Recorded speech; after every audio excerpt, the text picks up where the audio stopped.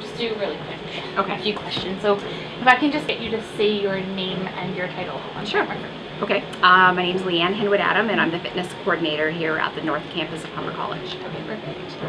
So my first question is, I'm just curious, do you think that more males work out at the Humber gym than females, or is it about the same? Probably more males than females. Depends on, I think within the gym itself, there's more males. Within the fitness classes, there's more females. Who do you think populates the weight room more? More guys in the weight room for sure. Yeah, sorry, you can come in. Okay. Which door is it? Oh, the stereo closet. Is it the Like the little door that's over, Way not back the in not the the corner? double doors, but the little. one in the corner? Okay, sorry. It's okay. When you come back, you can just drop the keys inside the door. Yeah, And, okay, sorry about that. Oh, it's okay, don't worry about it. So I know that when I go to the gym, I come to this gym often, and I don't really like going into the weight room because I know that there are so many different guys there. Yes. What do you think is different from guys going to the gym versus girls going to the gym? What do you think, are their goals different, do you think?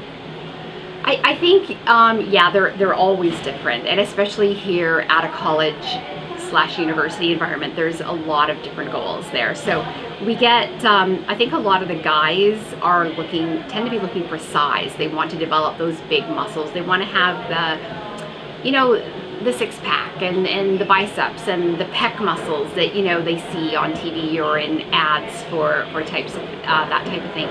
Not that women don't. Some women do want to have that as well, but I find that women tend to want to come out more for health reasons. They do want to be fit. They want to maybe lose a few pounds, but it's more for, it's a little bit different. You do get the women that want to build the muscles as well, but I don't think they're the majority of the women that come here. Okay. On that note then, why do you think males feel pressure to get those that toned body that they see on TV? Why do you think there's that pressure there? I think part of it is just, it's the media. It's the same as women when you see, like women see the models and in the magazines with all pictures of, you know, what these women look like, and so you're trying to attain that. I think it's become similar for the guys in that they want to have that look as well. They see people that are well-known athletes or well-known actors, or, you know, well-known for something. And they look at these people and they say, wow, like that guy's got really chiseled abs, or, you know, their pecs are really amazing, or they have really amazing arms or shoulders, whatever it is, and they decide that they'd like to do it as well. I think a lot of it can be a testosterone thing, and it's sort of like, you know, if I do this and if I look this way, then that makes me more attractive to women, it makes me more macho, it makes me look good in front of the guys as well as the girls. Well, on that note then, how do you feel about the fact that about 10% of the people who have eating disorders are actually male? I'm not surprised at all, for that very reason, just because there is such pressure for them to look a certain way. So it doesn't surprise me at all. On that note also, a lot of the people who have eating disorders that are male, they are stereotyped as being gay because, you know, obviously eating disorders are their mental disorder, and most of the time all the media talks about are females who have eating disorders, or right, all these support systems for females, so right, forget about the guys who are suffering.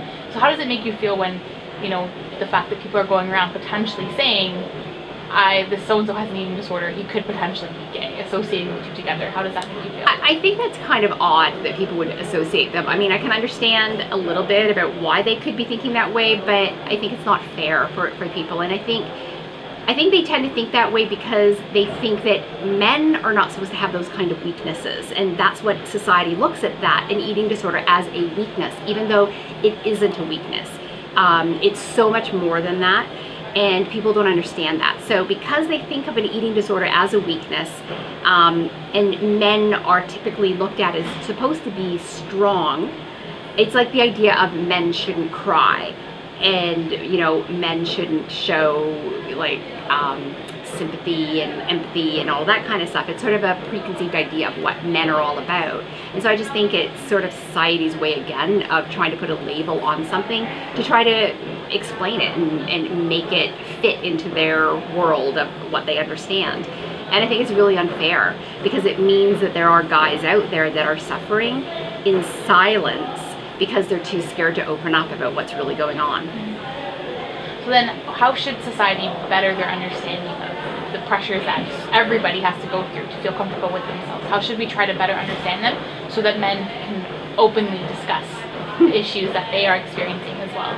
I think we have to get rid of that stereotype somehow of that, you know, the man has to be this big macho guy that doesn't cry and doesn't have any sort of weaknesses at all, and at all costs keeps everything enclosed inside them. I think men have to learn how to open up a little bit more with that kind of thing. And they need to I think a big part of it is getting media to change the way that they're doing things. Media has to stop portraying men and women looking a specific way, and we have to portray that everybody looks different. We have to stop airbrushing, and we just have to realize that everybody doesn't look that way. There's no, I mean, those people you see in the magazines or on TV, they don't even look that way, because everything's airbrushed to make it look that much more perfect. And that just creates this problem where men and women have this issue now where they have to try to live up to a standard that is unattainable. And so it's across the board that way, and I think the media plays a big role in it, unfortunately, with the airbrushing of people to try to make everybody look so good.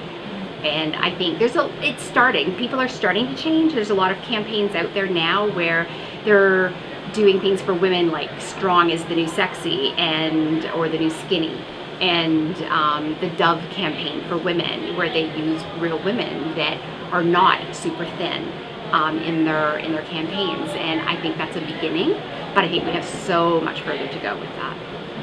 So I know your other appointments here. Would you mind if I just took a quick snapshot of you, a photo? Sure, Really? that's fine. Okay, thank you. Perfect, that was great.